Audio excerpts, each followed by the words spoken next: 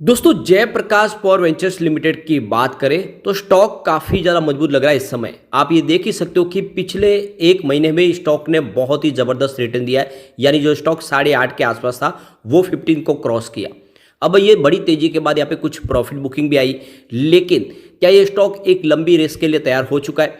क्योंकि सबसे जो बड़ी बात है कि जिस सेक्टर में कंपनी काम कर रही है उसमें सरकार इस समय बहुत ज़्यादा अपनी तरफ से मेहनत कर रही है, अपनी तरफ से उसको प्रमोट कर रही है उस सेक्टर को। और इसके पीछे वजह कि इंडिया की इकोनॉमिक ग्रोथ में सबसे जो बड़ा योगदान होगा वो थर्मल बेस्ड पावर प्लांट का ही होगा, क्योंकि अभी भी ग्रीन एनर्जी के जो आप सोर्सेज देखें, चाहे विंड एनर्जी हो या सोलर एनर्जी हो, उनमें बहुत सारी लिमिटेशन है। ऐसे में सरकार को भी पता है कि इस समय थर्मल पावर प्लांट ही इंडिया की इकोनॉमिक ग्रोथ को बूस्ट दे सकता है, और ऐसे में सरकार ने भी अपनी कोशिश शुरू की है। तो आने वाले समय में इस सेक्टर में और भी संभावना पॉजिटिव बनेगी। सरकार ने बैंकों से भी कहा है कि जो भी पावर सेक्टर की कंपनियां उनको इजीली लोन प्रोवाइड किया जाए।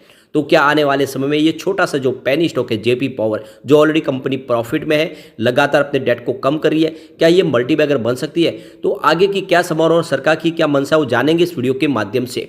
लेकिन फ्रेंड, उससे पहले अगर आप पहली बार हमारे चैनल पे आए तो चैनल को सब्सक्राइब कर दीजिए, एक बेल आइकॉन दबा दीजिए ताकि जब भी नया वीडियो बने पहला नोटिफिकेशन आपको मिले। वीडियो पसंद आए तो लाइक से जरूर कीजिए। चलो फ्रेंड्स, वीडियो स्टार्ट करते हैं। मैं हूं आपका दोस्त एसबी दवे और हमारे अपने चैनल ऑनलाइन कमाई में आपका बहुत बहुत स्वागत है। दोस्तों, आपसे एक जरूरी बात करना चाहता हूं। हमारे सिर्फ दो चैनल है, ऑनलाइन कमाई और दूसरा हमारा चैनल है ऑनलाइन मार्केट, जिसकी लिंक डिस्क्रिप्शन में ऑलरेडी दी हुई है। दूसरे बहुत सारे फेक चैनल जो हमारे नाम से चल रहे हैं और हमारे कंटेंट को इस्तेमाल कर रहे हैं, हमारे वीडियो को इस्तेमाल कर रहे हैं, हमारी वॉइस को इस्तेमाल कर रहे हैं। तो अगर आपकी नज़र में भी ऐसे कोई चैनल अगर आ रहे हैं और आपने उन चैनलों को देखा है तो कमेंट्स करके जरूर उस चैनल के बारे में बताइए, ताकि हम उनके खिलाफ एक्शन ले सके। और लगातार आप देखें तो लोग कंफ्यूज भी हो रहे कि क्या ये सारे ऑनलाइन कमाई के ही चैनल है। इसलिए आपको रिक्वेस्ट है कि आप, अगर आपको पता हो ऐसे चैनल के बारे में, तो जरूर कमेंट्स में बताएं ताकि आगे हम इसके ऊपर ध्यान दें। दोस्तों, जेपी पावर की अगर बात करें फ्राइडे की, तो एक पासा पलटा। देख सकते हो कि दबाव देखने को मिला, 13.25 का लो बना, लेकिन हाई 14.10 का बना। तो निचले लेवल से खरीदारी आई। अंत में क्लोजिंग 13.90 के आसपास रही है, जो बहुत ही अच्छी बात रही। 1.46% की तेजी बताई है। ये बाजार क्लोज होने के समय इसने देखे तो माहौल अच्छा बना है। अब यहाँ पे देख ही सकते हो इस स्टॉक ने बहुत कम समय में ज़बरदस्त रिटर्न दिया है लोगों को।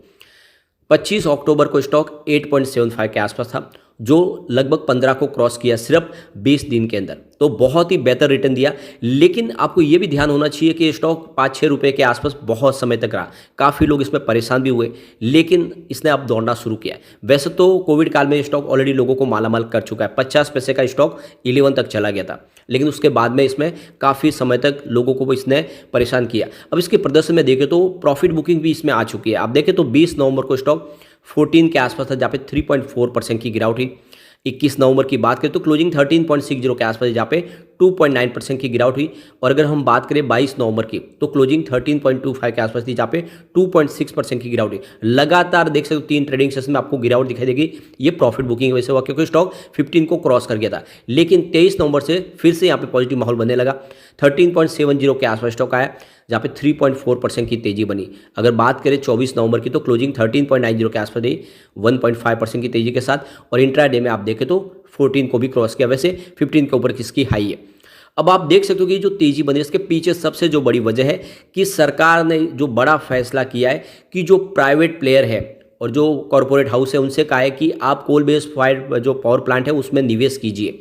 यानी इस समय सरकार की जो पूरी की पूरी जो इकोनॉमिक ग्रोथ को अगर आगे बढ़ाना है, तो उसमें योगदान होगा वो पावर बेस्ड जो थर्मल पावर प्लांट है वही होगा, क्योंकि ऊर्जा की जरूरत को पूरा करना होगा। अगर किसी कंपनी को आगे बढ़ाना है, किसी कंपनी को शुरू करना है, कोई बिजनेस को शुरू करना है, तो उसमें जो सबसे बड़ा फ्यूल होगा वो तो इलेक्ट्रिसिटी ही होगा। उसके बगैर तो कोई कंपनी आगे बढ़ नहीं पाएगी। तो जो बिजनेस शुरू होंगे उनके लिए ज़रूरी है ज़्यादा से ज़्यादा ऊर्जा की जरूरत पड़ेगी, और इलेक्ट्रिसिटी कंजम्पशन जो लगातार बढ़ रहा है, तो उसको पूरा भी कोल बेस्ड पावर प्लांट ही करेंगे। तो सरकार ने अब क्लियरली कह दिया है कि सरकार तो अपनी तरफ से कोशिश करिए, लेकिन प्राइवेट प्लेयर को भी इस सेक्टर में निवेश करना चाहिए।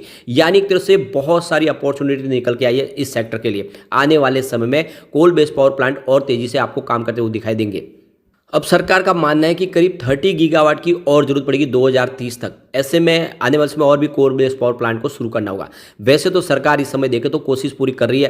करीब 26,900 मेगावाट के जो कोल बेस्ड पावर प्लांट है अंडर कंस्ट्रक्शन है। तो आने वाले समय में ऊर्जा की जरूरत को पूरा करने के लिए कोल बेस्ड पावर प्लांट अपनी पूरी क्षमता से काम करेंगे। ऐसे में इस सेक्टर की जो कंपनियां उनको बहुत सारा फायदा होने वाला है। जेपी पावर को भी इसका पूरा बेनिफिट मिल सकता है। अब जेपी पावर की बात करें तो कंपनी के लिए जो सबसे बड़ा प्लस पॉइंट है कि इस समय कंपनी अपने कर्ज को लगातार कम कर रही है। मार्केट कैप भी इसका काफ़ी अच्छा, आप फंडामेंटल देखें तो काफ़ी अच्छी है। 9,526 करोड़ का इसका मार्केट कैप है। करंट प्राइस की 13.90 है।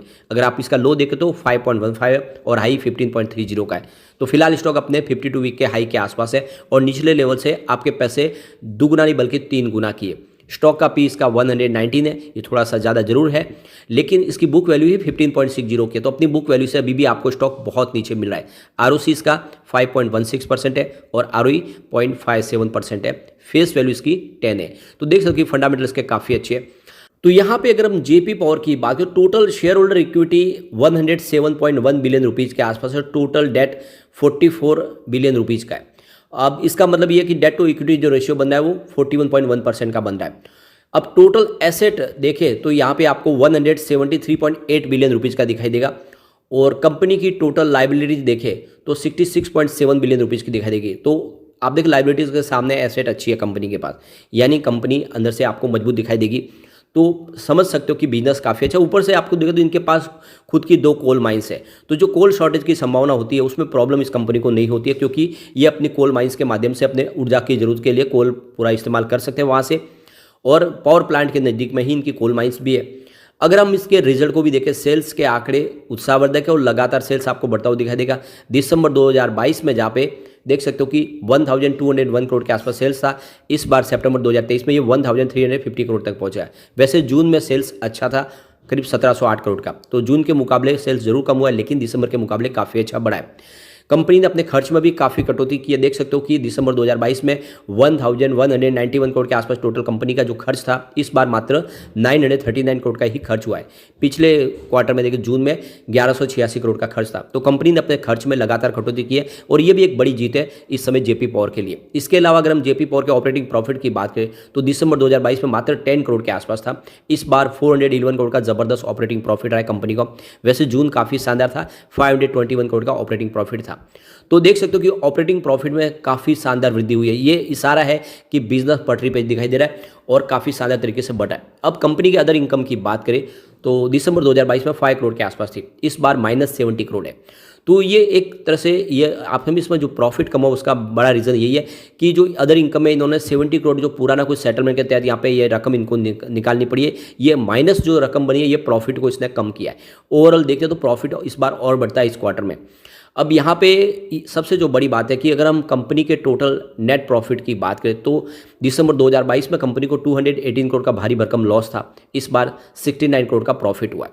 और अगर ये 70 करोड़ का प्रॉफिट अगर अदर इनकम में माइनस नहीं होता तो ये प्रॉफिट भी 140 करोड़ तक पहुंचता। वैसे जून तो काफ़ी शानदार रहा था, 192 करोड़ का प्रॉफिट हुआ, लेकिन उससे पहले कंपनी लॉस में भी थी, तो बड़े लॉस से प्रॉफिट में आई है, यही बड़ी बात है इसके लिए।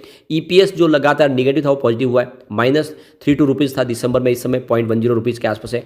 ओवरऑल अगर आप देखेंगे तो काफ़ी शानदार प्रदर्शन है और बिजनेस बिल्कुल पटरी पर दिखाई दे रहा है। इसके अलावा अगर हम इसके रिटर्न को भी देखें तो दूसरी पेयर कंपनियों की तुलना में इसने बहुत ही शानदार प्रदर्शन किया। आप ये देख सकते हो कि पिछले 5 सालों में इसने 45% का पॉजिटिव रिटर्न दिया, जबकि बीएसई पावर इंडेक्स ने 19% की तेजी बताई है। बीएसई स्मॉल कैप में 22% की तेजी है, तो विनर आपको बिल्कुल जेपी पावर दिखाई देगा। 3 ईयर के हिसाब से 77% का शानदार रिटर्न दिया है, जबकि बीएसई पावर इंडेक्स में 33% की तेजी बनी है, स्मॉल कैप 34% दौड़ा है। तो लगभग डबल रिटर्न दिया है दूसरी पेयर कंपनियों की तुलना में और स्मॉल कैप की तुलना में।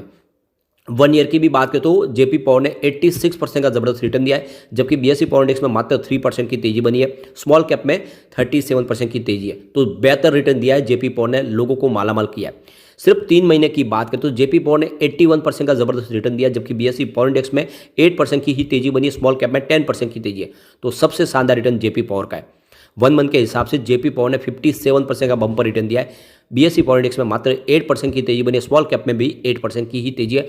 तो बहुत ही बम्पर रिटर्न दिया पिछले 1 महीने के हिसाब से। ईयर टू डेट के हिसाब से जेपी पावर का जो रिटर्न है वो 84% का है, जबकि बीएसई पावर इंडेक्स में मात्र 7% की तेजी बनी है, स्मॉल कैप 37% दौड़ा है। तो ये ईयर टू डेट के हिसाब से आपका जो रिटर्न है वो बहुत ही बेहतर है। तो आप ये देख ही सकते हो कि अपनी पेयर कंपनियों के मुकाबले देखा, स्मॉल कैप के मुकाबले लगातार पिछले 5 सालों से इसने सबसे शानदार प्रदर्शन किया। जिसने भी इसमें इन्वेस्टमेंट किया उसको कोई नुकसान नहीं हुआ, बल्कि बहुत अच्छा प्रॉफिट हुआ है। ऐसे में आने वाले समय भी ये शानदार आपको रिटर्न दे सकता है। तो छोटा पेनी स्टॉक है, लिमिटेड निवेश कर सकते हैं, आने वाले समय आप आपको एक बम्पर रिटर्न देने की ताकत रखता है, क्योंकि सरकार ने भी अपनी मंशा जाहिर कर दी है।